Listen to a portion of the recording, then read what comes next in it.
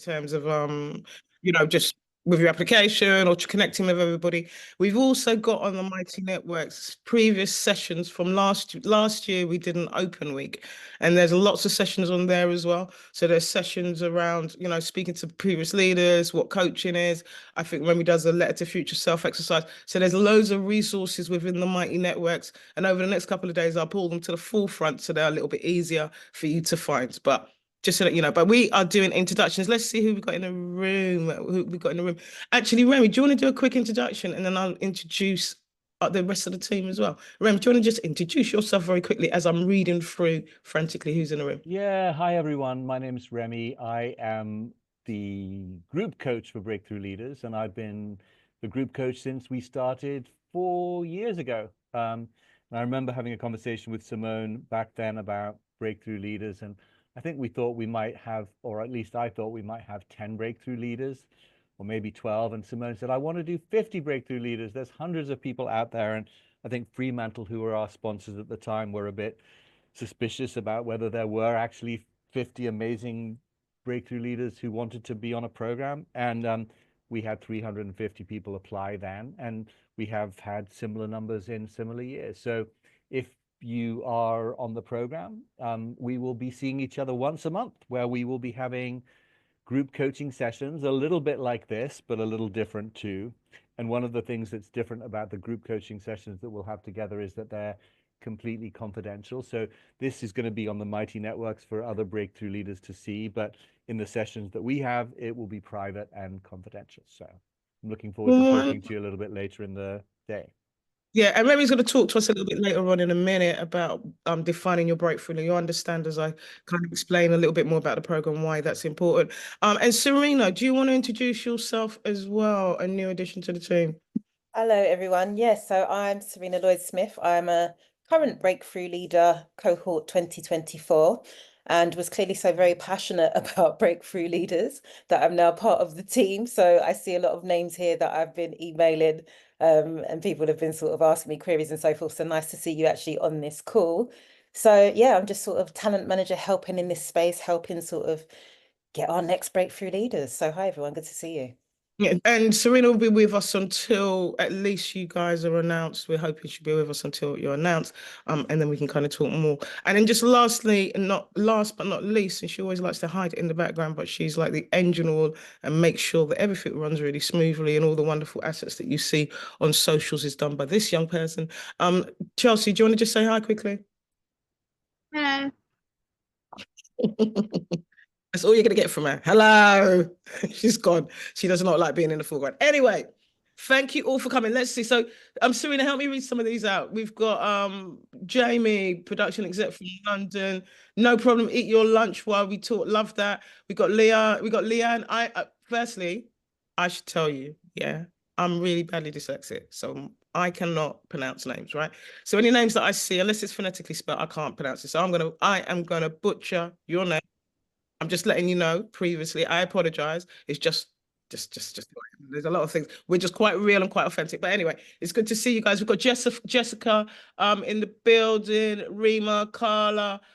Got what I'm loving is I'm seeing quite a spread across across the country, which Love is nice. that, yeah. Bristol, Glasgow, Reading, loving this.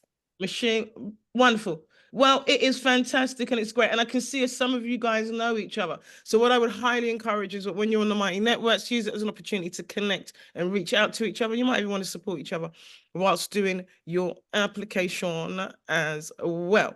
Right. Before also, and I've also got a poll for you down here somewhere. Oh, I've got a poll. Hold on. I'm not as organized as I thought I was. Right, here I am. I've got a poll.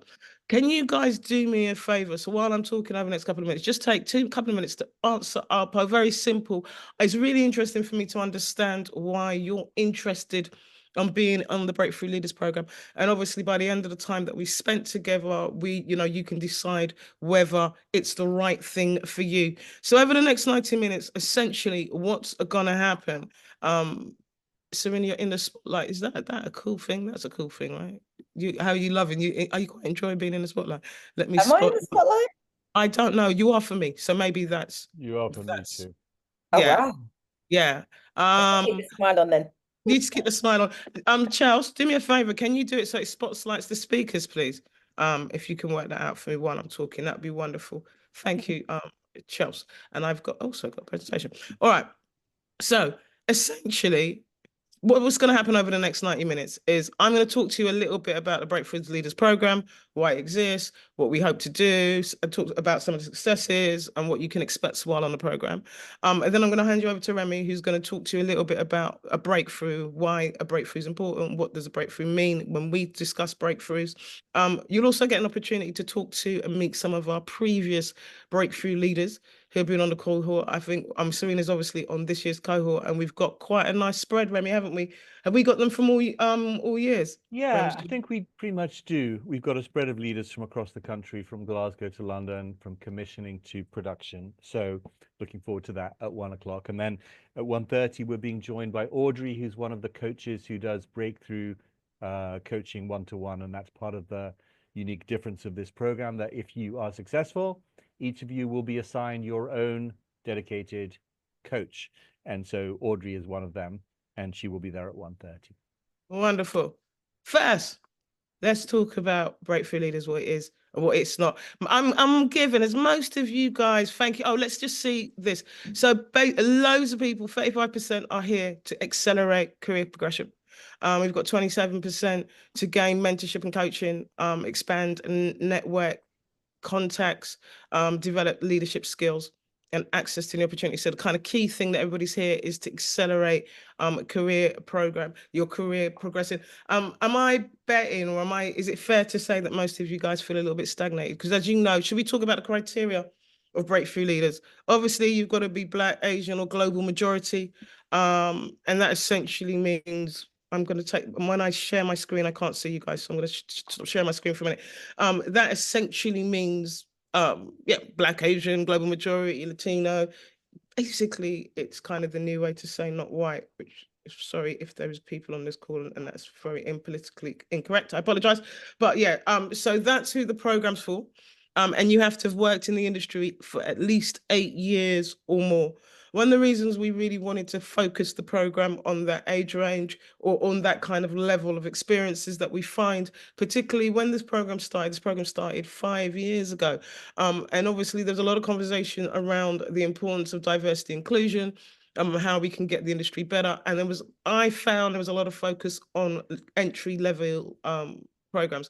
So there's a lot of entry level programs around, but nothing to really tackle the talent, the wealth of talent that already exists, and more importantly, how to move them up into the industry and ensure that they become the future decision makers. So that's why we made sure that we did this program to kind of service that need. It's important that I say that this is not a scheme. I really, really, really hate the word scheme. So this is definitely not a scheme. And you guys are not here because anybody in this space thinks that you're broken, incapable, needs special dispensation, has something wrong with you, needs a diversity scheme to get on. When we talk about breakthrough, we don't talk about the idea of breaking you guys through and breaking you guys as talent through and letting the talent industry know, hey, we're breaking talent through. The breakthrough is very personal. It's very personal to you. And like I said, Remy will talk about that a little bit more, but the breakthrough is essentially, what is it that you want to achieve over the next 12 months? And there'll be loads of times for us to kind of I'll be loads of times for you guys to ask questions as we kind of go on. I'll open up some space to answer some questions. But it's important for you to understand that the breakthrough is what you personally want to achieve in the next 12 months. And also it's important to say that we don't really have a judgment about that, what that is. You guys are adults, you're fully capable, you're fully able. You guys already know what it is that you want to achieve. And our job, or the role of this program, is to put a framework around you to support you to achieve that. So there'll be loads of opportunities for you to kind of connect and speak to each other. But it's always important to make that distinction that firstly, you're not here because you're broken. Anyone thinks that you need additional support. It's an opportunity to take 12 months up to really think about your career and the things that are needed and the best ways forward. So that's important. Also, what's important to tell you that we are not here sitting in judge and jury suggesting that our breakthrough leaders are the top 50 talent in the industry. I wouldn't even know how to make that as a judgment. What we do is we are looking for 50 people who we think are ready to go have a breakthrough, and that we think we are best placed to help them. So how to make yourself kind of be chosen for that opportunity is to ensure as best as you can that you can be really clear about what your breakthrough is or what you'd like to achieve in the next 12 months. And even if that is that you just want some time to work out what you want to do in the next 12 months, that's fine. But just being really clear about what it is that you want to achieve in the next 12 months is really, really important. I'm going to go back to my PowerPoint because I've got some stuff to share with you. So benefits of being a breakthrough leader. And I see that I'm not sharing it in thing. So benefits of being a breakthrough leader. First thing, one of the kind of key things and one of the most essential parts of being a breakthrough leader is the one-to-one coaching. We have a remit, or we have a cohort of coaches, about 10 coaches, Remy. There's about 10 of us, aren't there? Yeah. Yep. And all CTI, do you want to just talk quickly? They're all CTI, which is a kind of particular brand of coaching or a very particular style of coaching that we use, right? Yeah, so it's kind of dancing in the moment with your client, and it's a form of coaching which is nothing like therapy or counseling. It believes, as many different kinds of coaching believe, that you are as you are, creative, resourceful, whole. You don't need to be fixed. And I, as your coach, am there to support you in that dance in the moment. So we're equal. You're equal with your coach in the conversation. Yes, and obviously we'll chop that up a little bit more as Audrey comes on board. We also have your own personal board of advisors. And when I say that, when we originally started the program, we would have mentors and guides. But what is become apparent to me is that, number one, a lot of you guys on this call are grown-ups, and have been in the industry for a long time, and should be probably mentoring other people and probably giving guidance and support to other people. So people found that a little uncomfortable. And then secondly, we used to go and get these kind of board of advisors or or mentors. I'm not really keen on the word mentors. And we found that that was problematic. So what we do is we encourage you highly, and we do a couple of sessions to really support you to do that, to reach out and have your own board. So you would have 3 or 4. We encourage you to have 3 or 4 people that are in the industry that have probably achieved what you want to achieve, and that are constantly thinking about you. And we give you tools and tips and suggestions on how best to do that and how to best to identify that person. And we give some suggestions on how regularly you should check in with that person so they can support you. And they'll be your kind of sounding board that might be around, how do you deal with contributors sensitively to career questions. You decide who you need in your corner to support and advise you, and we'll give you the tools in order to make that happen. We also have like monthly masterclasses that are led by industry experts. They often are housed at our sponsors. Tomorrow, Thursday, I don't know what day we are, but Thursday we're going down to Amazon Prime, and we're going to be spending an evening with Amazon Prime, and we're going to learn about how they use data to inform their program making choices. We're going to be talking to their commissioners, meeting the head of Amazon Prime. I think there's a new head, Tara. Really bad with names, not going to try and pronounce the name at the moment. But so there's lots of opportunities. We've done similar days at Sky, at BBC, Fremantle. So we will do loads of opportunities to kind of get down and physical in-person events where you can get down and meet, get down in person and meet some of our sponsors. We'll also do online masterclasses. This year we did something around public speaking. A lot of people were talking about they wanted to talk around public speaking. We've done stuff around rights. We've done stuff about money. And you can feed in and kind of ask for things that you think are important. We've also got some exclusive access to industry events. I think this week the guys went to see Substance and Demi Moore. Demi Moore was there. I know that there is a screening of Blitz, which is happening on the same day that our event is happening. And I think Steve McQueen's there. So there's lots of opportunities to go to kind of industry screenings. There's loads going on at the moment, obviously, because the BAFTAs is coming up. There's industry perks as well. A lot of our cohort were invited to become BAFTA members last year. So there's lots of opportunities for you to kind of get access to the industry. For me, one of the most important things is ensuring that you are where the industry happens. So oftentimes we have our conversations about some of the challenges that we face, but we have them over there in the corner. So it's important to ensure that you guys are really in the kind of, I was going to say belly of the beast, maybe not the right words, but kind of felt appropriate. It's the first things that came to mind. But you are right in the center of the industry where it happens, and you're getting access, and you're part of the industry as it happens. There's been plenty of opportunities to progress your career. If you guys have signed up to Mighty Networks already, you'll notice that we post quite regularly jobs and opportunities and news and stuff like that. Oftentimes I'm also contacted to say that they're looking for a serious producer who can work on, and we share that with the leaders first. So there's lots of opportunities to progress your career, and obviously you'll be doing that work with your one-to-one coach as well. Being part of a wider cohort, you might have seen this morning, Serena had written an article for me yesterday that she shared on LinkedIn about her experiences on the program, and one of the things she spoke quite beautifully and quite poignantly about was the importance of community and how important and how integral that has been to her over the last 12 months. I'd urge you to check it out. I've put it up on Mighty Networks and it's on LinkedIn. It'll be all over our socials so you can find it. But you are part, if you become part of the Breakthrough Leaders cohort, you are part of when you guys join, it'll be 250 members. There's 250 of you guys working in all areas of the industry, from commissioners to producers to directors to wherever. You will find that when you go to a lot of the jobs, that you will find people on the cohort that work. We encourage, we don't just kind of work with the one cohort and then they disappear. We are a growing community, a growing family.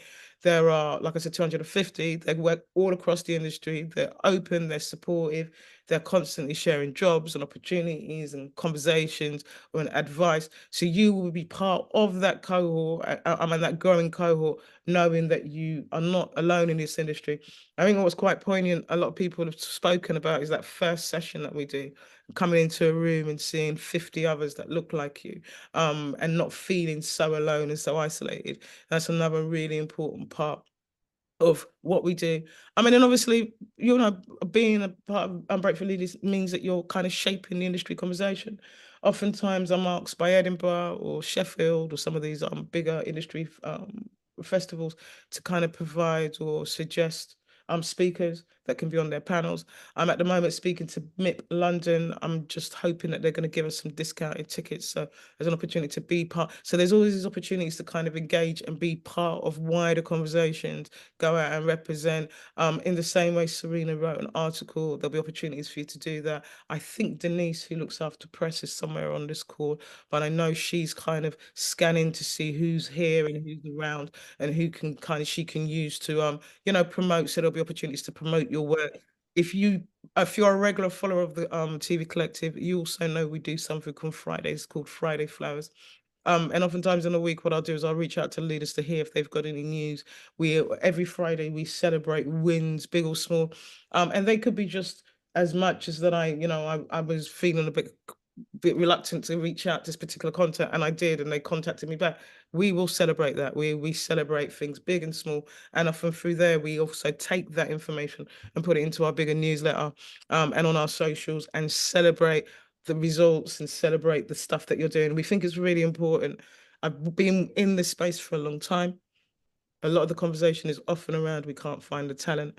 And one of the reasons we exist is to constantly say, don't be ridiculous. We are here, we exist, we're in abundance, and we're doing quite amazing stuff. So sharing your news and helping up kind of lift your profile is another essential part of what Breakthrough Leaders do. Oh, okay, nice. All right, here we go.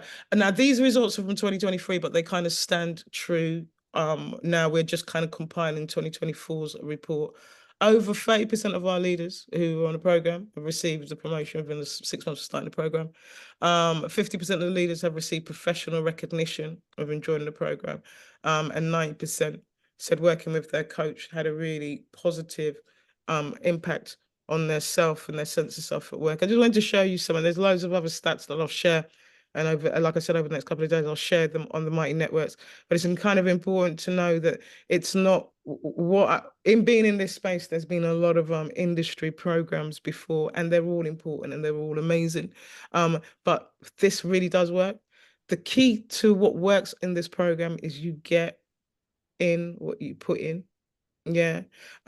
We are great believers that what you put most of your attention in is what you get. So if you think that the industry is really shit at the moment, then I'm kind of guaranteeing it will be. If you think it's really great, and I know it's not great, but if you think that you're going to thrive at the moment, then it's halfway goes towards thriving. So what you put your attention on, I think we believe that it really comes true. So it's important to kind of share with you that on this program, there's been lots and lots of positive results, lots of people doing some amazing stuff, and you'll be joining part of that community. I wanted to just put some of the kind of, and a lot of you, if you're following us on socials, you might have seen some of this stuff before, but I just wanted to kind of give you an opportunity to read what some of our cohorts been saying about the program and how it's helped them. And before we start looking at what a breakthrough is, and I can kind of get to some more practical information. So we're strong believers of your network being your net worth. So being on the program, you'll have, like I said, access to 200 people that will be part of your cohort, or 250 with you guys. And we do everything we can to kind of really elevate and lift your profile, create opportunities, put you forward for opportunities, so that we're constantly spotlighting and showcasing you and who you are. Yep. Somebody wanted, one of their breakthroughs was to work on a reality program, kind of high profile reality program. And they were able to do that by landing a job on Celebrity Traitors. And this is a leader from this 2024 cohort. So this is quite a recent achievement. And don't worry, I'll put these and share these elsewhere if I whiz past too fast. Your network, and your network.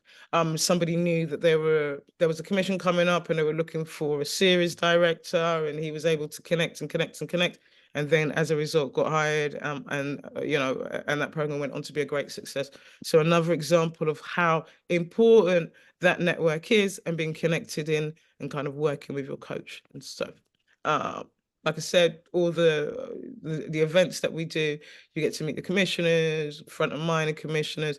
It's really useful if you've been speaking to a commissioner or speaking to an exec for a minute and you're trying to get a way in, because oftentimes we're sponsored by such, we're sponsored by ITV, Amazon. They're able to kind of connect you in quite quickly to their teams, or show you a pathway through to people that you might want to speak to. Network, again, network. And when I talk about your breakthrough, often people get really worried because they're like, oh my God, I don't know what it is that I want to achieve in the next 12 months. And again, Remy will do some work on that in a minute. But even if it's just about taking the 12 months to really decide what it is that you're doing and how you can work effectively, that is a really clear breakthrough. So that works really well. So we hope that it gives being on the program gives you the time and space to have some think about your career, think about what it is, think about work-life balance. We are holistic people. We are not just working. We're not, I love this, I like the idea that we are not human doings, we're human beings. So creating times and space where we can just be. And hopefully this program does that. Like I said, working, you'll find that when you work in the industry, you'll be working quite a lot with other breakthrough leaders, and being able to share jobs and share opportunities and kind of connect you in to kind of what's been going on. And even just the discipline, having a coach, and an accountability buddy. I know Serena spoke about having accountability buddies where, they would kind of speak to each other, and Serena, I'm sure, will talk more to that later on, but just how you keep yourself accountable for your own career. There is a lot of noise about what the industry is and isn't, and whether we're good enough and we're not good enough. All that really matters is about what you do. Remy talks about you being your biggest asset, and how you can kind of get through and make create the career that you want to create, rather than being reactive in your career. We want you to leave the time with us being really proactive and knowing that you own your career, you can create your career, and you can decide what it is you want in a career, even in this really difficult and challenging time, even more so, I would say, in this difficult and really challenging time. This does not want to, right, so I'm going to stop sharing. I'm going to stop sharing this, and I can see that our leaders are coming. Just before we kind of let them jump on, and like I said, there'll be time for questions later on, and I'll go through the comments as while they're talking. Remy, do you just want to explain really quickly, when we talk about breakthrough, what do we mean by a breakthrough? And it's one of the most integral questions that we have on our application. So can you give any guidance in terms of what people should be thinking about and how they should be kind of addressing that in terms of what a what are breakthroughs? Yeah, so I think if you can think of something that you have always wanted to achieve, something that you have wanted to make possible for yourself and your life, but that you've been stopped from doing that. So it could be about earning more than a certain amount, or it could be about achieving a certain level in the industry, or could be about getting a kind of recognition, whether that's a title or a credit or even possibly an award. Something which to you right now seems almost unattainable, but you know it isn't because you've seen other people do it. And one of the interesting things, which I think Simone just talked about a little, is that some things which we think of as being impossible for people like us become much more possible when someone just like us achieves it. So in the WhatsApp group for your Breakthrough Leaders 2025, you'll see other people talking about what they made possible for themselves. And when those things are things which we thought were not possible for us, they seem more attainable.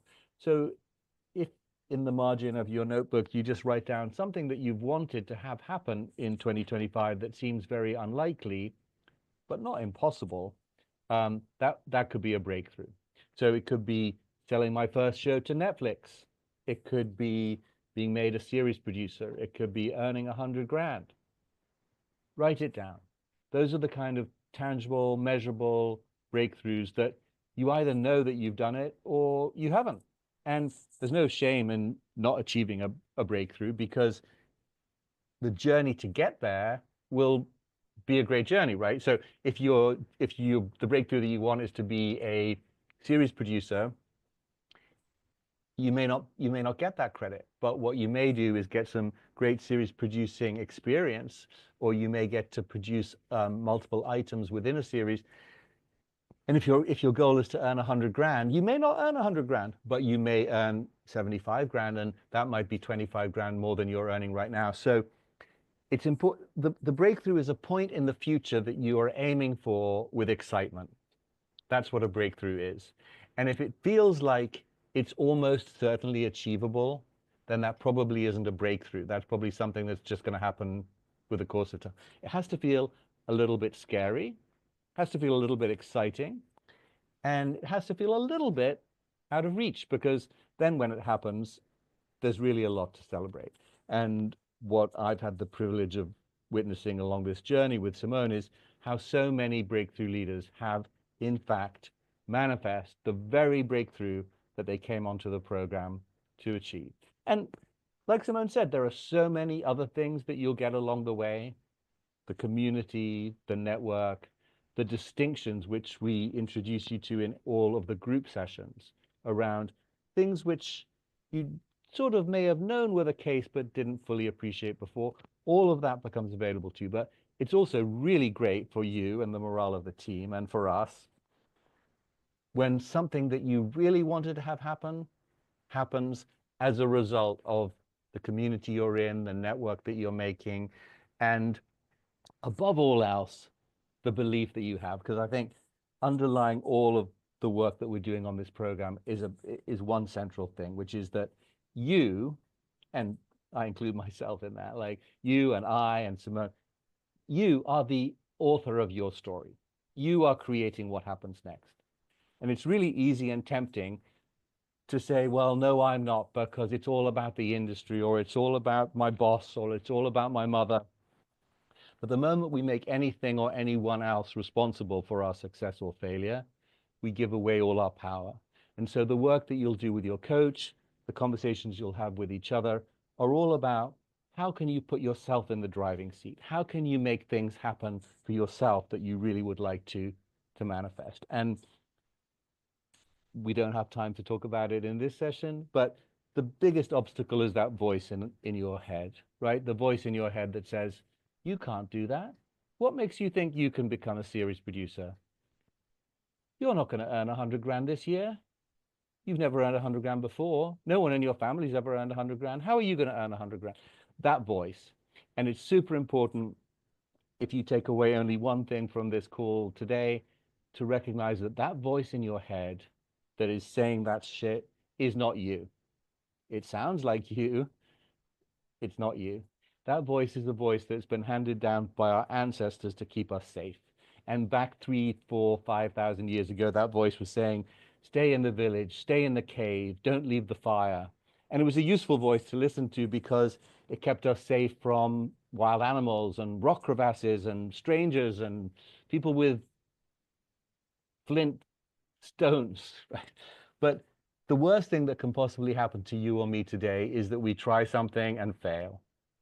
So the worst thing that can happen is you apply for this and you don't get in, or you want to be a series producer and you don't get made a series producer. But the voice in your head, which isn't you, that voice will always stop you trying because it's terrified of risk. Probably, you know, congratulations for even applying to this program, for being here now, because you're being a stand for yourself and your intentional self. That's the command center that makes decisions, hopefully, about your life. That person has been in charge enough to get you here today. And listening more to your intentional self and taking instruction from your intentional self is what this program is all about. Because when you recognize that you are writing the story of your life, and you and only you are responsible for your success or your failure, everything begins to shift. We'll talk about that more with the leaders who are joining us and with our coaches. Yeah, and I think a few of them have joined, but I think that you know it's so important and so kind of eloquently put, and that saboteur voice is apparent in every single human. I think sometimes it shows up a little bit more in women. If you're black, sometimes it shows up in different ways, right?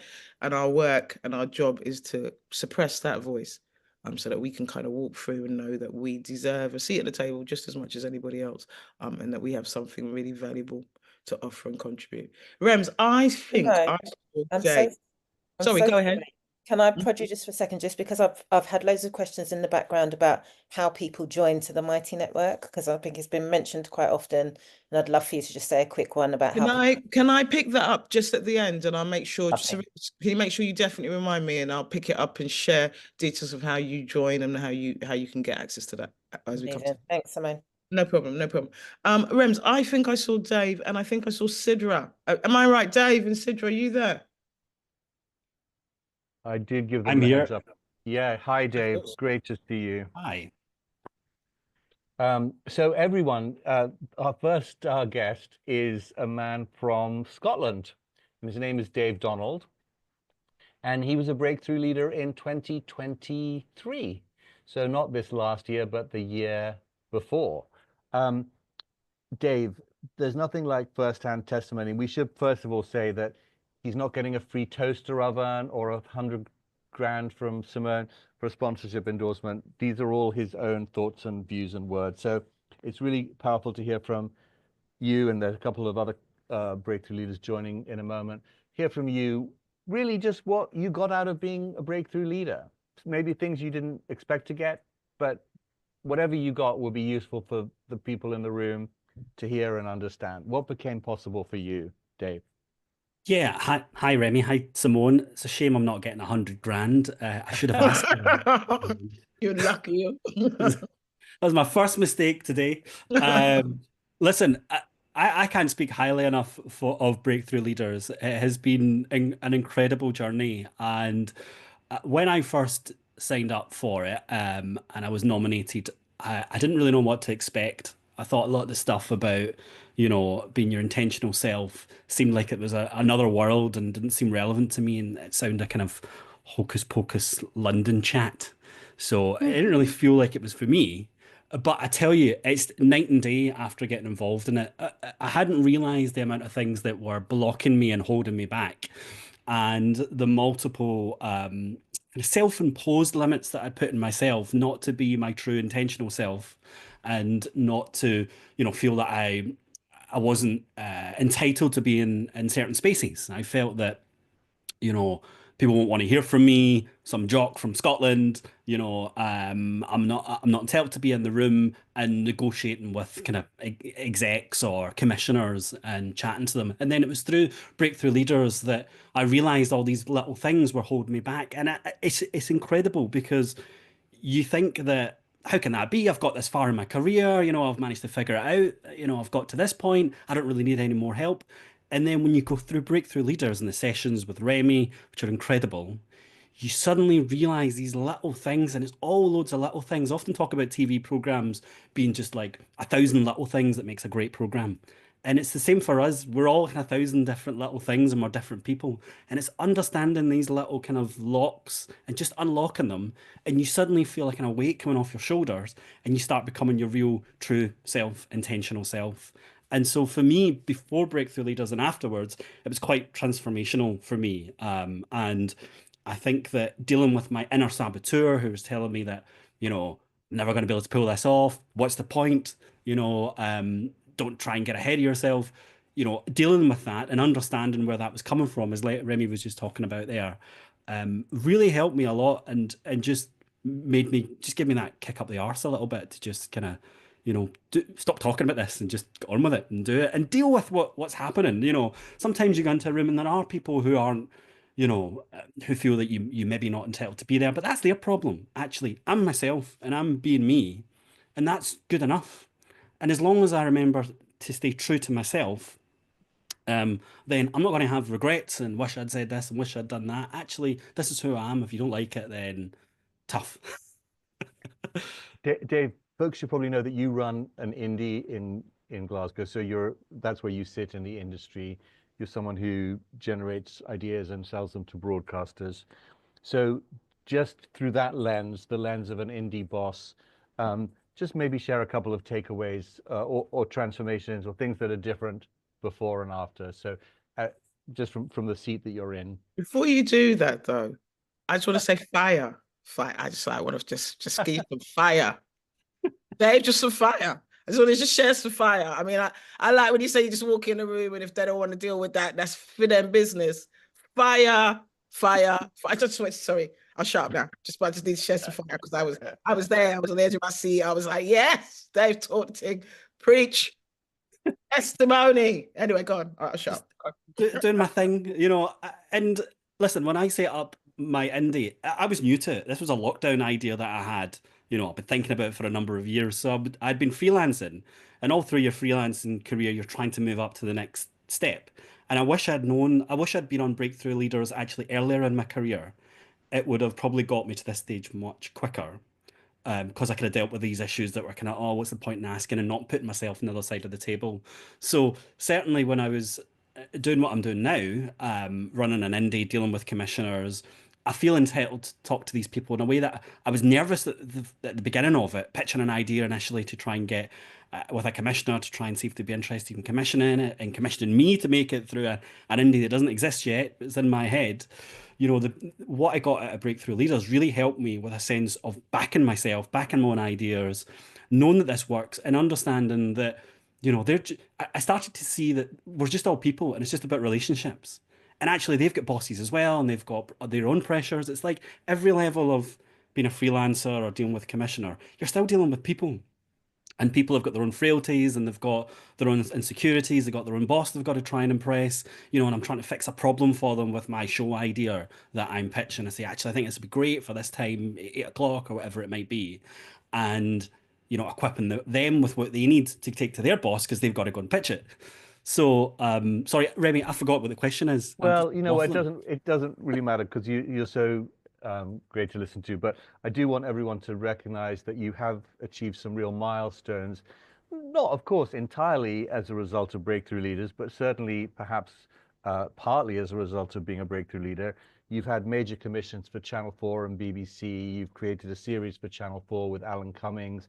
You've created a doc for BBC One with Drew Gray Scott, and working with big name talent for big name broadcasters on primetime slots. And do you remember what your breakthrough was that you identified for yourself when you joined? What was the thing you said you wanted to have happen?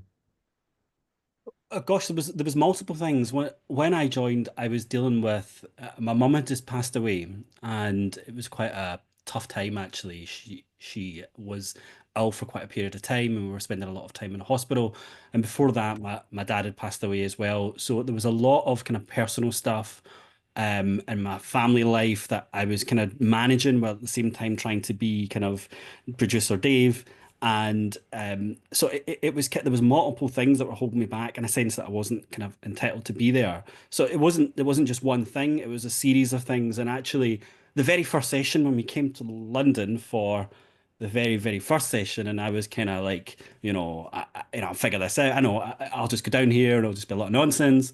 And I was in tears at the end of it, and not in a bad way. It wasn't because anybody beat me up or anything, but it's because I instantly started making some connections, and making connections with a guy who was sitting next to me who was on the same Breakthrough Leaders. And suddenly we initially started off as just kind of, what is it you do? And I do this, and talking about work. And then when we started talking about who we were as people, we realized he was dealing with some grief and I was dealing with some grief. And it really just made me realize that I can be open about these things, and I can be open about my insecurities and who I am and what I'm dealing with. And I've experienced that talking again to commissioners as well, who when I make a personal connection with people, you realize that we're all people. So it was multiple different things, Remy. Beautiful. And just to take a pause on that, because it's such an important thing, I think we often feel like we need to be better than or perfect or got sorted. And when we act like we're better than or perfect or sorted or don't have any problems, we don't make any connections and we don't break through what it is to be human. And the truth is that, yes, the breakthrough leader who you were sitting next to that day may have had a lot in common with you, but very often the commissioning editors who you work for don't seem to have that much in common with you. But the truth is they do too, because they're human. So they have a mother and they have a father and they have a child and they are a child. And when you start talking to people on the level of your humanity, amazing connection is possible. And when you try and seem like you're superhuman, no connection happens at all. So I think very often when we feel different from other people or less than or marginalized, we act like we've got all the answers and we act all sorted in the way that you did when you rocked up to that first Breakthrough Leaders. But it's only when we actually can be vulnerable that real transformation and real progress is possible. Sidra, thank you, Dave. We'll come back for some questions. I can see also, Yep. also, Rems, I can see that we've got Emil We- here as well. Thanks, Dave. You are always We super do. I fun. thought we might do boy, girl. I know that. And then we've also got Serena. Do we want to call all three? No, because I'm also mindful we've only got 15 minutes left with these guys. Do we want to call them up and all speak to them at the same time, or are you going to speak individually?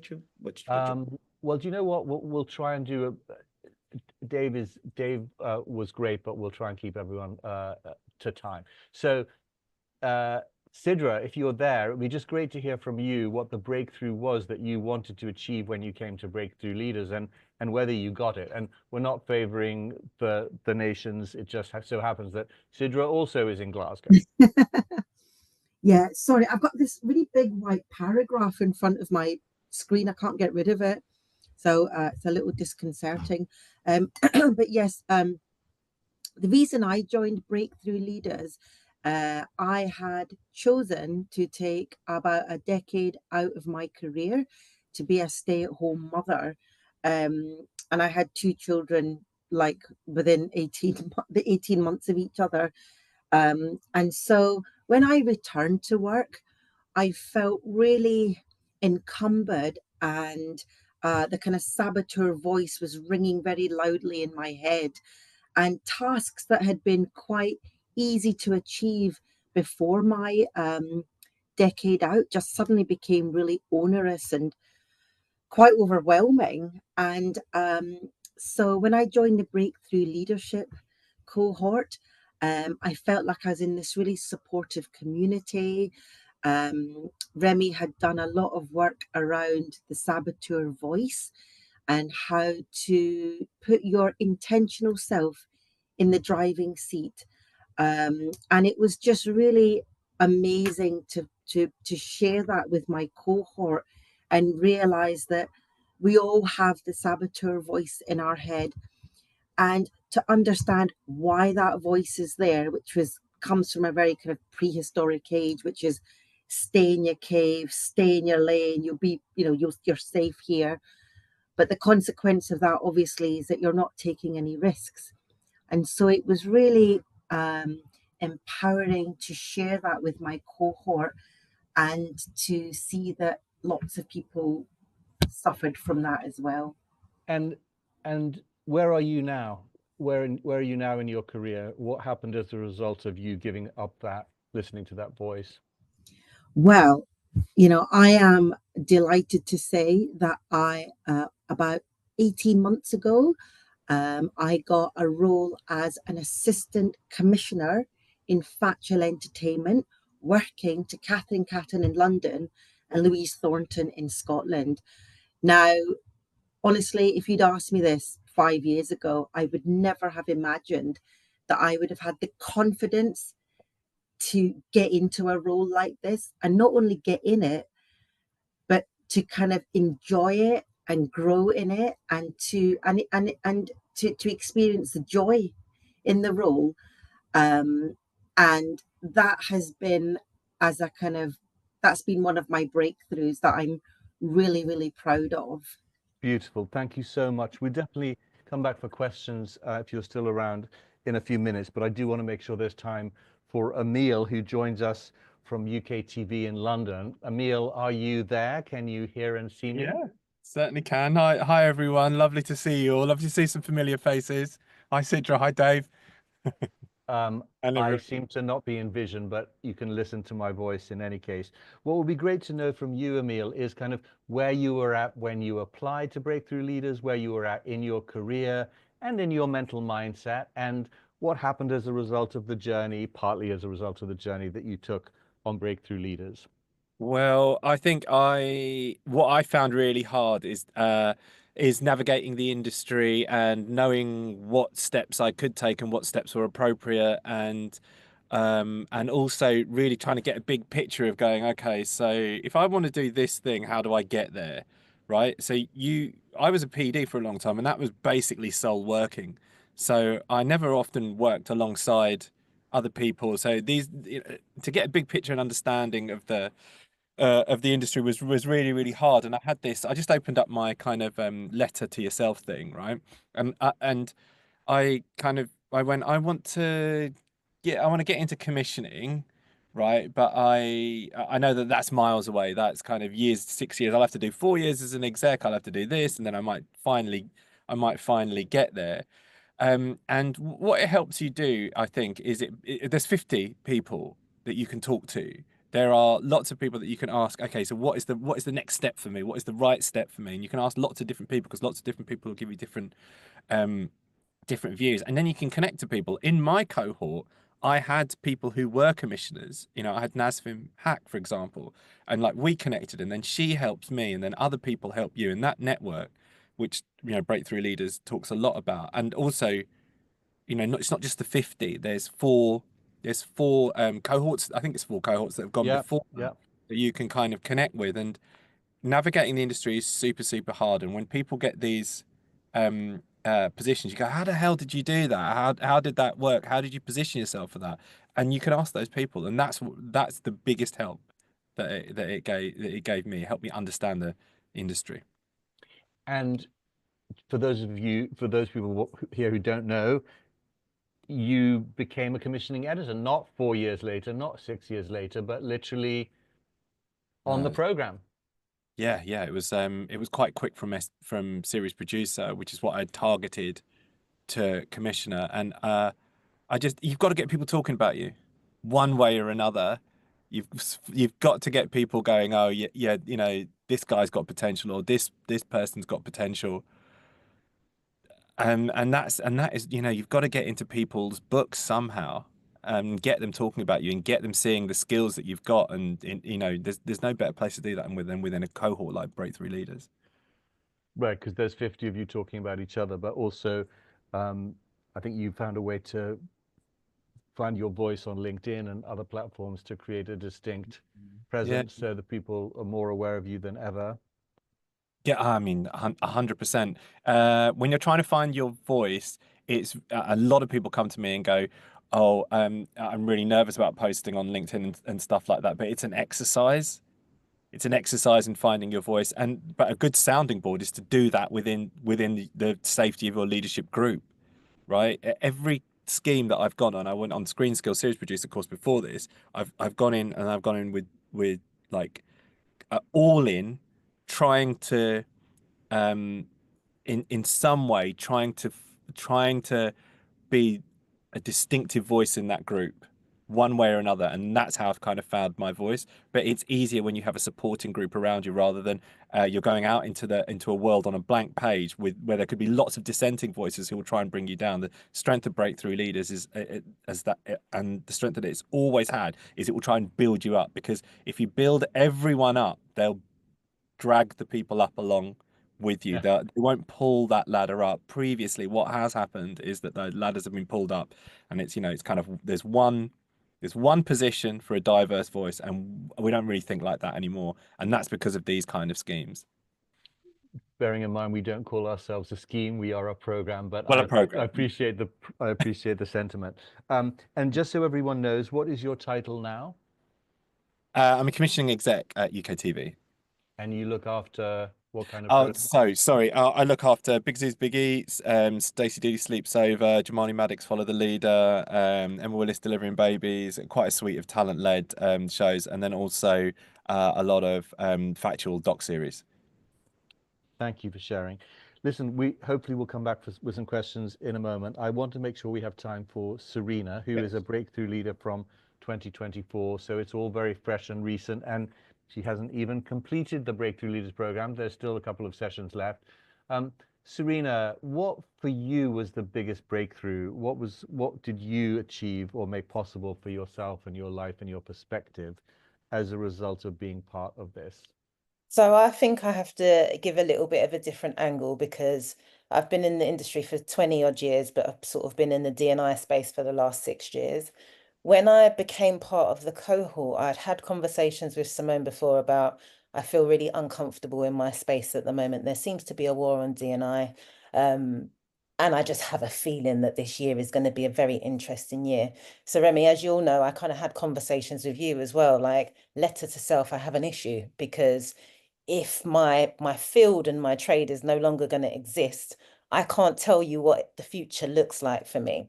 So ultimately, in that kind of year, 2024 was probably one of the worst years of my life, if I'm really honest with you. But for a number of reasons, for personal reasons, I had a number of losses in my family that were substantial losses. At the end of the year, lo and behold, I was made redundant in November. There were just a few things that were happening. So my breakthroughs, I struggled because I was like, I can't focus on my career right now. I need to focus on keeping myself sane. And so that's why I kind of wrote that piece, that article. So in terms of the broadcast one, that's more about the sort of holistic industry and why Breakthrough Leaders is really important. But actually, I did an article for Simone yesterday, where it was a really candid breakdown of what Breakthrough Leaders did for me, just as a person, just as an individual, because there were times when I was like, I'm here, but I haven't shown up. But just the sheer presence of this group. And sometimes, some of us could kind of take a look at each other on the call, and I could see that that person was looking really disengaged, and we might message each other and say, hey, you're right. And then we end up having these moments where we're breaking down, just going, we're struggling at the moment. So then these little sort of groups build where it's just mental health and well-being, actually, an accountability partner, just making sure that you're all right. So in terms of like what Remy was talking about, in terms of my breakthroughs now, there's been a number of breakthroughs. Number one, sort of, as well as sort of my career in D&I, which I absolutely love. And I'm now transforming that into a talent and culture space, which I feel confident enough to go into and be able to do as part of this Breakthrough Leaders program. Just go, yes, I really have a voice in this space, and I really want to contribute and can actually do it on a freelance sort of consultant basis and feel comfortable. But also I've had a breakthrough in terms of, I'm a passionate writer as well. So when I was previously on Women in Film and TV, that's what I was put on there for. So even the fact that Breakthrough Leaders gave me this opportunity to write and be published, and that in itself was a breakthrough that I would have never even been able to write down and know that that would have been achieved. In terms of my personal life, many things have now, beginning of 2025 have turned around, and I've had so many breakthroughs, which might just be little, but I'm just so grateful. I remember I kind of left Simone a bit of a teary message at the beginning of the year, a voice note, and I went, Simone, I haven't been present, but it's because, everything else around me has felt like it's been crumbling. But when I look back at the last year, what I can say, what has held me together is Breakthrough Leaders. And that's something that you can't even really put in words. I know, Dave, you were speaking earlier about, the losses that you experienced. And I was really connecting to you as you said that there's just certain things that happen in your personal life that you can't go, okay, so I'm focusing on this career thing and this is what I'm going to do. Sometimes you just need to focus on your day-to-day and you as a human being. And Breakthrough Leaders was instrumental for that for me. And that's probably why I'm so passionately involved with it now, because I realize that it is more than a program and it's more than career development. It's about people development. It's about community. It's about us seeing each other. It's about me looking at this Zoom call, maybe looking at somebody that I know going, actually, Carla, you don't look yourself today. Let me holler at you on the WhatsApp in a minute and check that you're all right, you know, and it's just about that space. It's been such a beautiful space, and I will advocate for it forever. Thank you for that, Serena. And you know, one thing that your being here reminds me of is just how important our energy is, how we occur. Even in this box of a Zoom call like this, who you are in this Zoom call is a different person from who you were a year ago. There is a clarity and a confidence and a brightness which we've seen with Sidra, which we've seen with Dave, which we've seen with Emil, and that is what people respond to. So when you go for an interview or you go for a meeting, being who you are today has much more chance of success than if you go from a place of feeling however you felt a year ago. And I appreciate everything everyone's been saying about the shit that life throws at us, right? I lost my dad too this year, and I know firsthand what it's like to lose a parent. And, you know, that's real life, more real than any job we apply for. And it affects how we feel, and it affects how we show up. And still, showing up with confidence and clarity and purpose is everything. It's everything. So congratulations for that transformation, which is huge and will in itself be transformational for you. I know we have Audrey, who's one of the coaches from 2024 joining us. Does anyone have a burning question for one of the Breakthrough Leaders who've spoken? And if so, shout out your question and to whom it is, and they will answer it, I promise. No one is shouting. There was lots of great comments, though, just about acknowledging, you know, the journeys that people have been on. You know, also the, you know, just the fact, thanking people for being really emotional or being vulnerable in their shares and just kind of sharing kind of inspirationally. So, and it'd be good because we haven't got a lot of time, and I know that Audrey's jumped on. Let's go into the coach, and then we can pick up any questions towards the end. Great. Audrey, hello. Thank you for being here. Hello, hello. I kind of wish I was here the whole way through because I feel I've just come into something. Yeah, I feel I missed something. Well, you've missed me being in a tiny box where no one can see me for the whole meeting. Oh, but apart from that, you've also missed some wonderful shares from Breakthrough Leaders, some of whom you may have even coached. So Audrey, ladies and gentlemen, is one of our Breakthrough Leaders coaches, and she works one-to-one with delegates like you in a series of 8 sessions throughout the program. And you've been doing it since 2022. 2021. 2021. I went into my inbox just before this call to check. Yes, because the years have been weird because I don't even know what year we're in right now. But that said, I counted them, and I think I coached 31 Breakthrough Leaders over the last 4 years, we'll say. So I've been grateful to have had an opportunity to get a lot of you talented people into my living room, like, because this is it right now, right? This is the space that we will see when we meet. And everyone, it's always been great. It's been a very, how can I say it? Like such a special group of people. One, to be that you find each other as well within the Breakthrough Leaders, but then also to have the connection with you one-on-one has been lovely because you already are here for a reason. If you applied, you got through, and then you want to work towards either a big dream or a small mission. Goals have been very varied over the years, and I've seen people grow where they want to grow in a way. And I think one thing that I find really important with the coaching is because you will build your one-on-one relationship with your coach. If it is me or someone else, I think that relationship is like within coaching, the relationship is most important. I feel a place that you can go to share, to explore, to be curious, to build, and someone that you feel comfortable with to return to each time, because it is actually the journey you create. And the more you engage with that, the more you get out of it too. So I see, Beautiful. Remy, you want to say something. Well, I just want to say, Audrey, it would be maybe helpful for you to share some of the breakdowns that you've helped people break through. So some of the challenges that breakthrough leaders, being human, face, that as a coach you help them to navigate. And I think I'm sure everyone will chime with pretty much most of the stuff that you have to deal with. Yeah, and like before I got on, or before I started speaking, I heard you say almost like keywords about what this journey is about, right?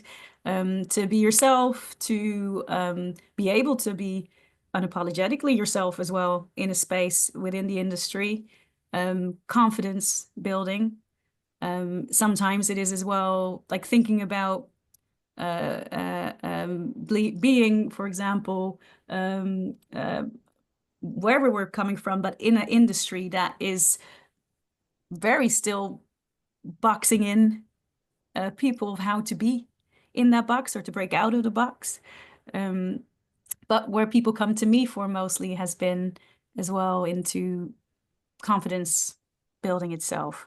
And that could be from small to like already feeling confident or maybe having a idea that they're confident, we'll say, but still not being really unapologetically themselves in a space. And I think that they bring, or the coachees have brought their goals that they've set with you, Remy. So if we think of the group sessions that you have, they can bring it into the space with me or with my colleagues, but they will still also pick their own subjects for each session.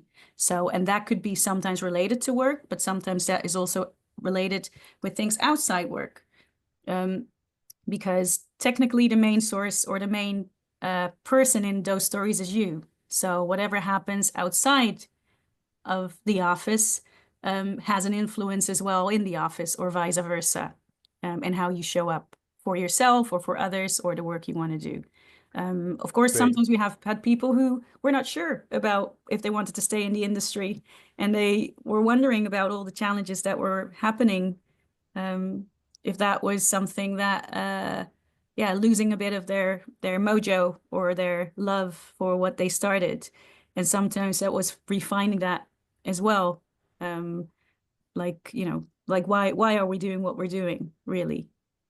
Yeah, thank you for that. And one of the things we do is to help people pivot to other sectors that might be rewarding and help people explore other options outside of the industry. It's not something we did in 2020 or 2021, but it's something that we're doing now in our group sessions to look at where else might you be able to be a contribution? How else can you transfer your skills?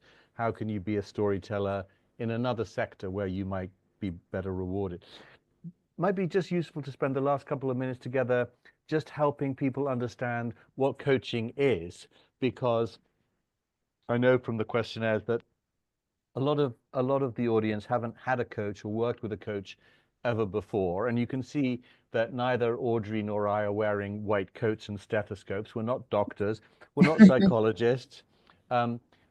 Coaching is very different from psychology, because the best analogy that anyone ever gave to me is this: if you bring your broken bicycle to a psychologist, they'll be very interested in finding out how it broke and how it made you feel, and they'll explore that a lot. Whereas if you bring your broken bicycle to a coach, they'll be very interested in finding out how to fix it and how to make sure it doesn't break down again.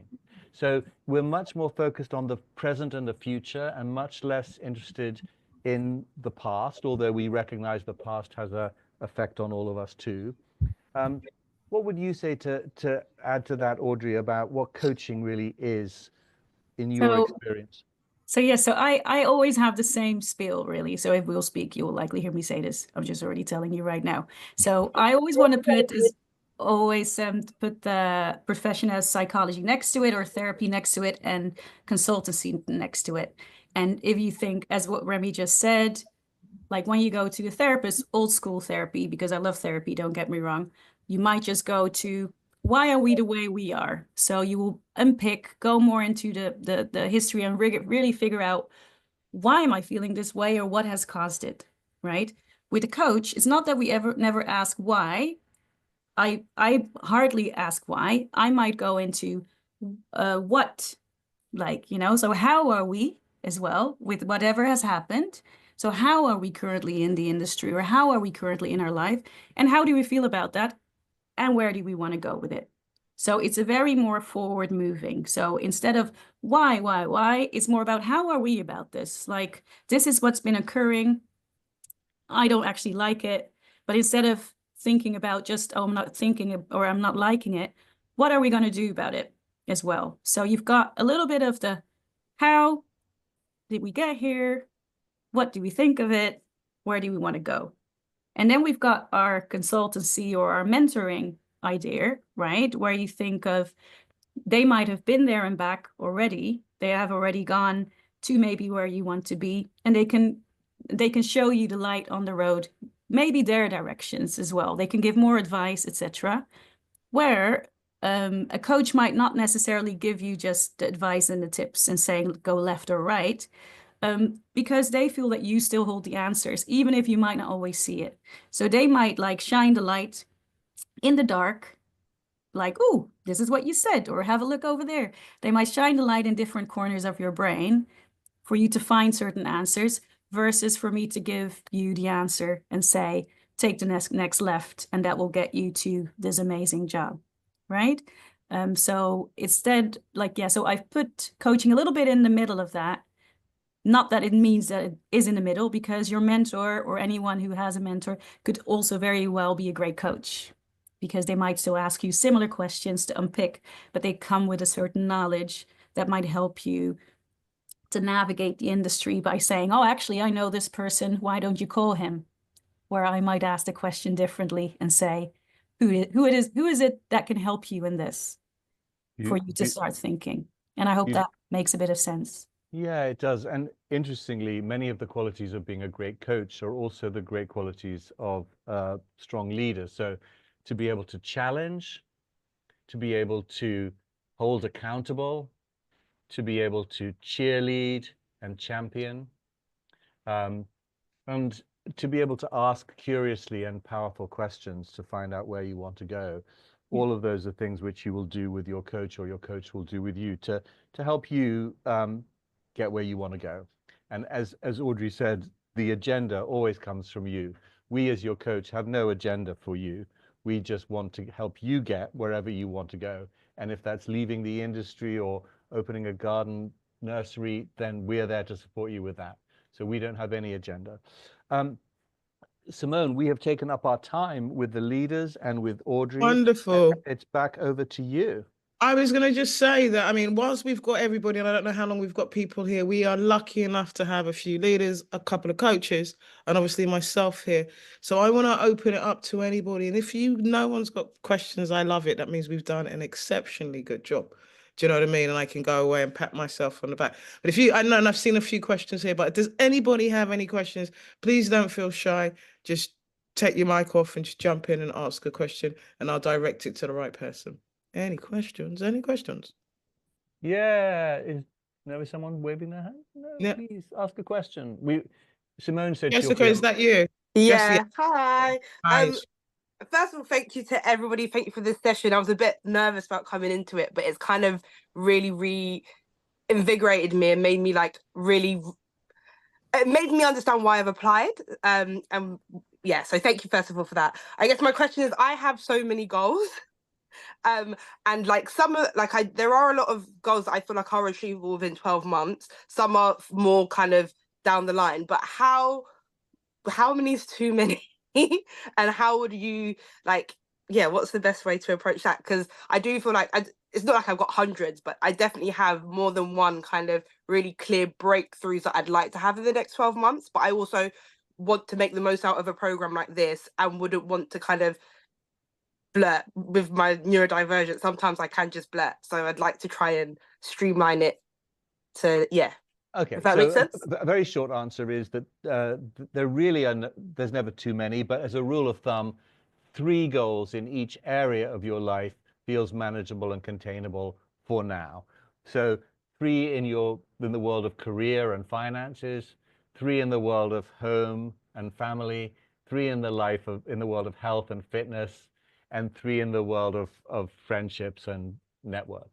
And if you've got 3 goals in each of those areas, you're fine, because we can focus on 3 things.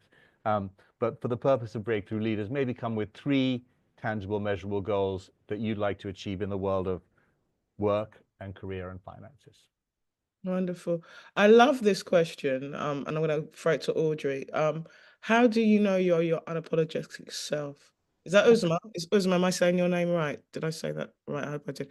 But I think Uzma, and Uzma, if you're there, you might want to expand on that question, but I thought that was a really lovely question. Yeah, Uzma, yeah. it's a bit like, well, thank you, Simone. It's a bit like what Dave said as well. He said in his chat that sometimes you're doing this performative self, and you think you're saying the right words to the right people, so you look approachable and understood and dynamic, but behind that, you're kind of. Did you just freeze? Or is it just me? Did I freeze? You froze for a little bit, yeah. Yeah. So, and also sometimes you start believing your performative self as well. So when it comes to actually showing the goods, you sometimes think, can I actually do it? So I'm just wondering, how do you know it's the real self talking? It's, do you know what I love? I kind of feel that you've just given almost the answer just now, right? Because you're already describing about how you could see that you're sometimes, or not saying that you, but in general, how we could sometimes be, that we're putting on a performance at times, that we might have to be a specific, that we feel that we have to be a specific person in a room. Like the fact that you can see that means that you can also feel when you are living according to your values, when you feel that you're showing up like the way that you wish to show up, right? And I think that is the key. Like if we know that we're not feeling ourselves in those spaces, right, then it will be interesting to figure out as well the other opposite of how does it feel if I do show up like me, like me being me in a way.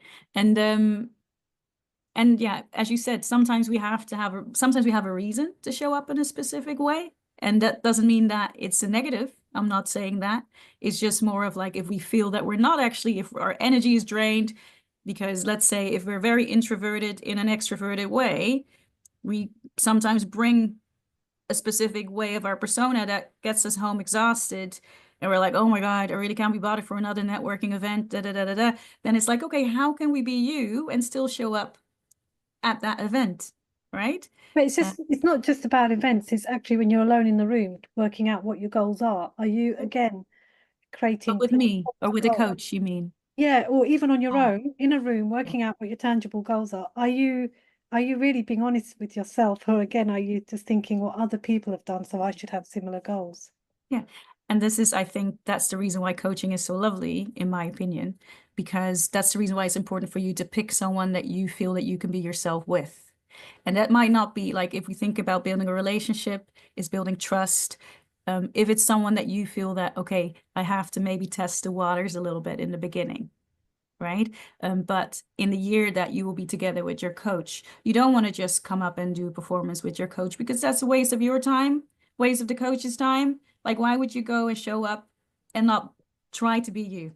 And the coach is not there to judge you. The coach is not there to, make you be anyone else than you already are. And I think a good coach can also see it when you are yourself or not. Or I believe I could, but that depends, right?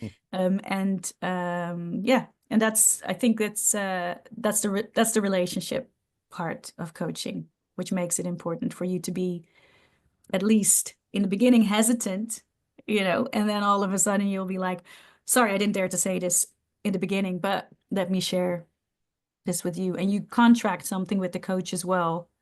Or, like we contract with you as well to build a relationship. You could enter the conversation with some goals that you think you thought you needed, but with your coach, they might devise new ones and say, actually, that's not your goal. Yeah, like I've had it before within Breakthrough Leader and outside Breakthrough Leader. People come with a goal and realize it's not their goal at all. Right? And that's completely fine. Then we just go back and be like, okay, now that we found this out, where will we go? Right? Personally, I'm not a person, like the word goal sometimes puts my back up. For some people, it's not always the word goal that works for them. So I work with them to figure out what works for them. Sometimes it's a mission, right?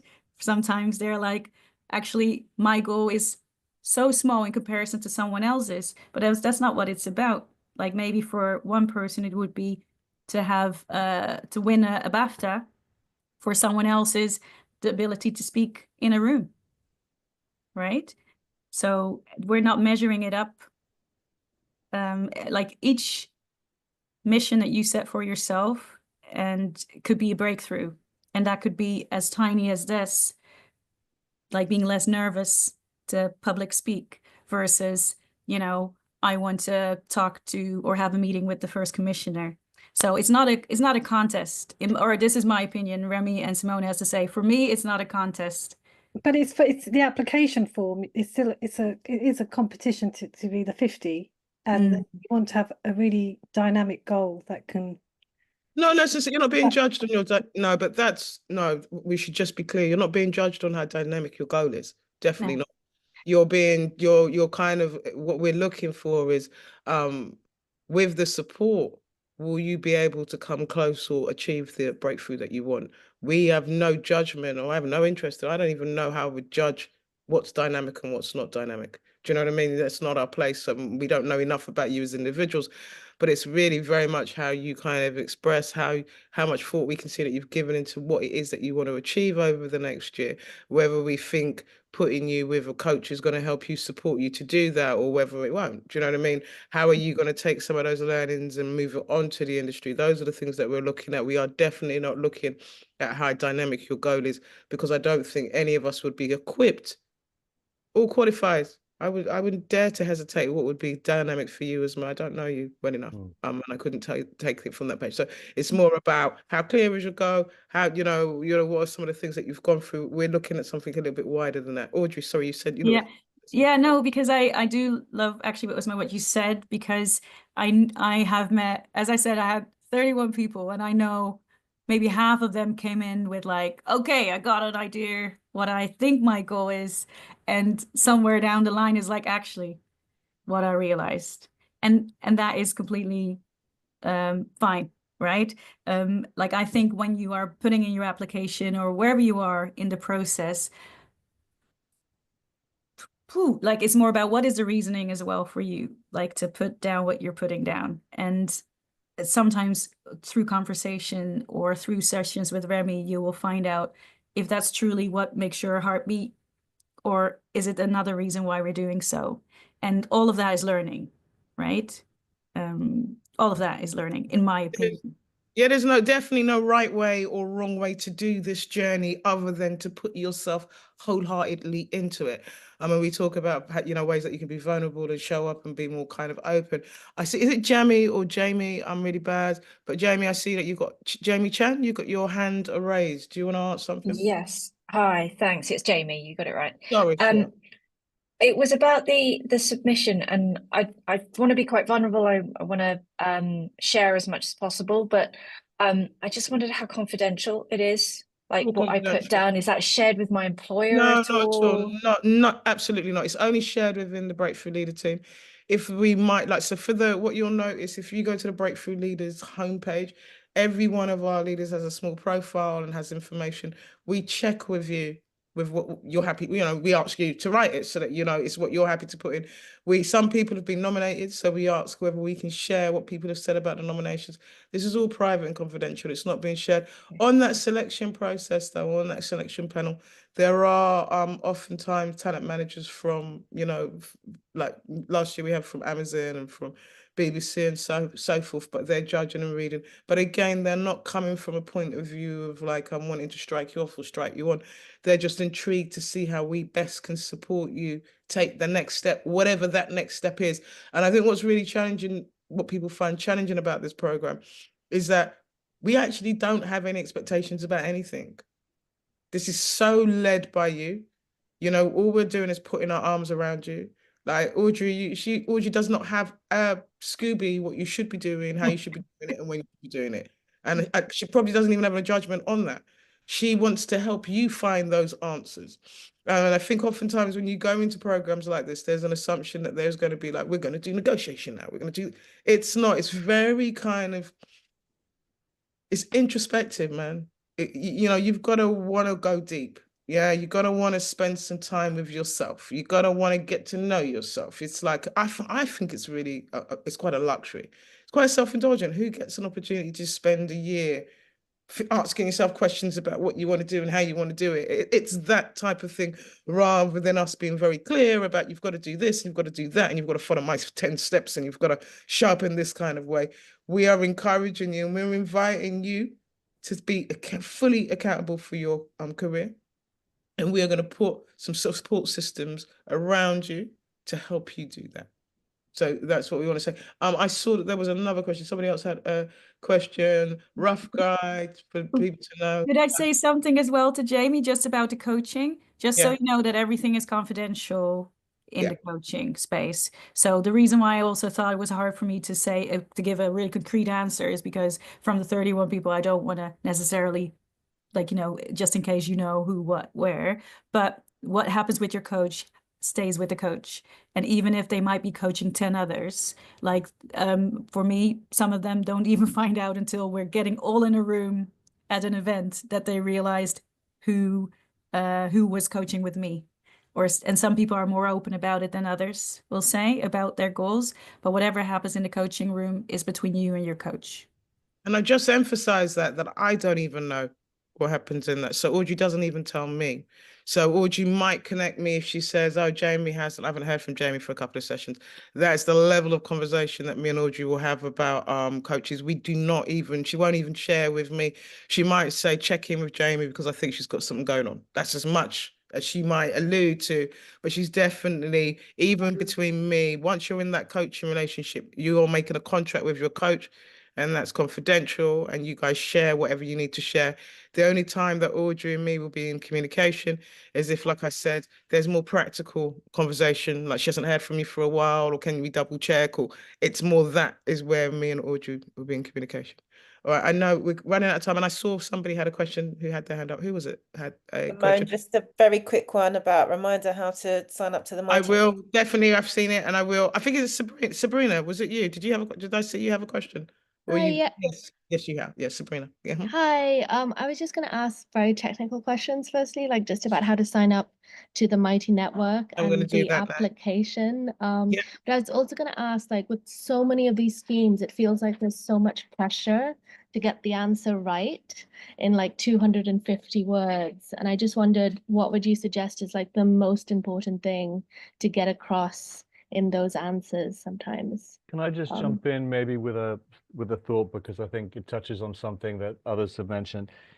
If you look at what is available on the program, which is one-to-one coaching, having a group of allies and guides and mentors, some group coaching around important distinctions, and the camaraderie of having 50 people who are in a similar situation to you. That's basically what we offer, as well as some one-to-one workshops with industry leaders. So that's the suite of things which Breakthrough Leaders brings to the table, right? The one-to-one coaching, the camaraderie of the group, some workshops with leaders, and some group coaching. And when you answer the questions, please look at what it is you think that those elements which Breakthrough Leaders offers could do to support you. Because, you know, if you write down, I'd like to buy a house in the south of France, we don't really understand how that is going to be helped by being on Breakthrough Leaders. Whereas if you say, I feel like the one-to-one coaching would really help me get clear on my goals, we can say, yes, we agree with you. We agree with you. One-to-one coaching will help you get clear on your goals. So that could be a good reason to accept you onto the program. We tend to accept people onto the program who we think the program will be able to support in achieving what you want. So if you can look at what you want and tailor it to what we offer, there's a much better chance of success. And as Simone said, it's not about having big, ambitious, shiny goals. It's more about having things that you would like to come away with that we, running the program, think the program can help you with. Does that make sense? Can I just echo that and just say that kind of clarity is what you need in every part of your life, whether it's a coach that offers that or whether it's the network around you, being able to cut through all of that and have that kind of clarity and provide an answer for the question that is asked. That's just gonna that is what this whole program can help you with, and really nail that, because you only have a very, very short time to impress people and talk to people and open opportunities. You need to use all of that time wisely. Thank you, Emil. I really appreciate it. Sheila, I see you have your hand up. Yeah, it's just a quick one. You mentioned earlier that quite a few times that this is a program, not a scheme. And I've heard you all be really intentional about the language you use about the program. I just wondered, how do you express that to external people, like the commissioners and the broadcasters? Because I know with a lot of the D&I kind of schemes, they do kind of pigeonhole people as, like you said before, as people who are not necessarily experienced or kind of just are, part of a tick boxing exercise. So I just wondered, how do you communicate that to people outside of the cohort, like just in terms of what the program is and who's on it? I suppose that there's a lot of work that we do in terms of right to take up space. The way that it's kind of positioned and it's advertised, it doesn't feel like a scheme. When people say it's a scheme, we shut it down.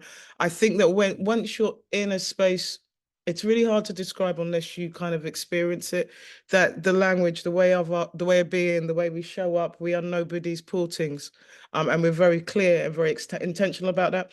And that kind of comes across with everything, however we show up. So if we go, like when we go down to Amazon tomorrow, I think it is tomorrow, there's going to be about 60 of us. We are not going there as portings wanting to learn or wanting to work. It's very intentional about, we're coming to a network, we're coming to do business, we're coming to see where the opportunities are. So it's constantly just reaffirming and reminding that no, we're here and been around for mostly, good amount of time, very seasoned, very experienced. And what this program is about, just shining a spotlight on my talent. So that's kind of how we get around it. And we've been successful thus far. I've had a few scheme conversations, but I'm very quick at turning it down. And just as a side, I thought it was really quite funny. The other day, somebody asked me if I've done everybody yet, which I thought was quite hilarious. Have I done everybody yet? All the Black people and Asian people, have I worked with all of them yet? And I was like, we've only worked with 200. So, oh my God. So there's always going to be ignorance, right? And it's how we show up and what we take and what we don't take, and we just shut it down and say, no, that's not what this is happening here. This is what's happening here. I don't know if that's helpful, but that's how we. Yeah, and we do a lot of work, and we talk, and we work as a group as that as well to kind of shut that down. I don't, to my knowledge, I don't think that anybody's felt that it's gone through the process that I'm on a scheme and that I've been given this opportunity because I'm on a scheme. They feel like it's definitely been an opportunity for them to prove their worth and remind people not only that they're here, but why they should be here and engaged with. Yeah. Amazing. Thank you. Farah, you see that you got your hands up, you got a question. Hello. Thanks. This has been really, really, really useful. It was going back to what Remy was saying about transferable skills. I'm kind of looking to explore digital content as well as telly. And I think I've seen things on your flowers, your Friday flowers, about, your network with content as well, digital content. Is that something that, yeah? So what we've done this year is that whereas before we had spent a lot of time focusing mainly on TV, we've widened that out to the screen industries. And I'm sure that there'll be opportunities as we go throughout the year that will kind of look to the screen industries. I think we acknowledge that most of us are storytellers and it's not the platform. So we're storytellers first, and then we can tell that story in TV, we can tell it in digital, we can tell it on podcasts, we can tell it in different spaces. So just looking at what we do and the skills that we have, rather than kind of boxing ourselves in and saying that we work in a specific space. Actually, we have skills that are transferable and be in a lot of spaces. I think in our February session with our leaders, we've decided what we're going to do, one for all our alumni. We're going to be talking about how we pivot, how we identify skills and pivot. So it's an ongoing conversation that we're constantly having all the time. Wonderful. Right, thanks, Dave. I appreciate it. And I think we've all probably got to go. Let me just quickly go through anybody. Dave, thank you so much. I'm obviously going to share this information on the Mighty Networks. So what key information that you should know: applications close on the 5th of February. If you need any help, any assistance, any advice, anything to do with your application, Serena, say hi, Serena. Serena's your first port of call. And she can be connected at serena@thetvcollective.org. And then if Serena can't help, let me know. And I'm sure between one of us, we can help. I think that there may be something when you sign up to do your applications that you've got to accept cookies. That might be an issue. But if you've got any any issues whatsoever, get in contact with Serena or myself, and we'll be able to support you. You should hear back by early March. And we're planning to make a press announcement in mid-March. Obviously, this is subject to change, and loads of things happen in between, and there's lots of things juggling, but that's the intention. So we're planning to get back to you guys in early March and let you know whether you're successful or not. And there'll be a press announcement in mid-March. Also, it's really, really, really, really, really, really important to say that whether you're selected to go on this program or not is not a measure of your worth. It doesn't mean that you're worthy or you're not worthy, or that you're a good person or you're not a good person, or that we think you're a supersonic or we don't think you're a supersonic. We just feel that maybe this program isn't right for this moment, or there's somebody else who might benefit from it more. It is not a statement about your worth. It's just so important to say that. So we get like, oh my God, I was trying to, if in sometimes we've decided not to ask someone to be a breakthrough leader because we think they're going to thrive anyway. So this is not a statement of your worth. We think you're going to thrive. We think you're amazing human beings, anyway. And this would just support you to be even more amazing. So do not take it personally. And sometimes we'll discuss it, but sometimes we put in a session where we talk about detachment for those who are not selected, so that they don't go away, particularly in how challenging this industry is, going away, beating themselves up and thinking, not even breakthrough leaders thinks I'm good enough. I think we've shared the link to the application in the chat. The link is here. I'll also share it and we'll email out so that you guys can have access to the application. Most of you knows where it sits. It sits on the Breakthrough Leaders website on the homepage, but we'll send the link out. And for additional information, I've been talking to you guys about the Mighty Network. I'm wondering whether I can quickly show you. Can I do that? I'm probably not tech savvy enough to know how to do that. But Mighty Networks is our online community. I will send joining details to all of you. There is a small nominal charge, but obviously for the first part of the charge, first part is a month's free. If you want to stay on, you can stay on and pay the small nominal charge, or you just cancel. And you can join as and when you want. On that platform, we have there'll be something called like hashtags Breakthrough Leaders 2025. There'll be loads of resources on there. I think Remy's got a video talking about your breakthrough. There may be some stuff around writing your future self, so about some stuff around goal setting. There's a few more leaders that have experienced the program that can talk to you about their experiences on the program. There's a wealth of resource, and I'll be sharing that over the next couple of days up until the 5th that you can access quite easily. I will send an email out after this explaining how you can join. If you still have problems, just give me a shout and we'll definitely be able to support within that. I think great conversation, inspiring stories, fantastic, wonderful, wonderful, wonderful. I hope that's been helpful. I hope that if you were having any questions about whether this was right for you or not, that you're able to go away with a clearer idea of whether this is the right program for you. This program is for Black, Asian, and global majority communities. If you're not, part of that, you're not going to get accepted. And it is for those that have worked for this in the industry for 8 years or more. And we understand how challenging the industry is. It's not about taking your next best step forward. It's about what is it I want to achieve in the next 12 months. Yeah. And can this program and this group of crazy people around me support me to do that? So thank you so much for coming. Much appreciated. Looking forward to reading all your applications. Join and connect online. We've got a networking event happening in February, but go online, bombard people. If you go on to the Mighty Networks, once you're in there, there's a connect button. There's about 500 people in there. Loads of them, they're commissioners, they're coaches, they're execs, they're serious, but connect. That's what this is about. It's about building community. Lots of love, people, and I look forward to seeing you all very soon. Remy King, you're always amazing. Thank you so much. Dave, I know you've gone. Serena, Sidra, Emil, all of you. Denise, say hi very quickly. Denise is looking after our press, so once we get involved, Denise will be involved. She's probably gone off to make a cup of tea. Denise, are you there? Denise, you there? Oh, no, you are? Yeah, just say hi really quickly. Hi everyone. Yeah, Denise will be looking after our press, so she'll be writing a press release. She'll be getting in contact with you to ask you about your stories and what you can share and what you won't share. So you'll be hearing from Denise a little bit more as we get into the process. It has been amazing. Thank you for your time and your energy. Look forward to speaking to you all very, very soon. Lots of love. See you later. Thank you. Bye-bye.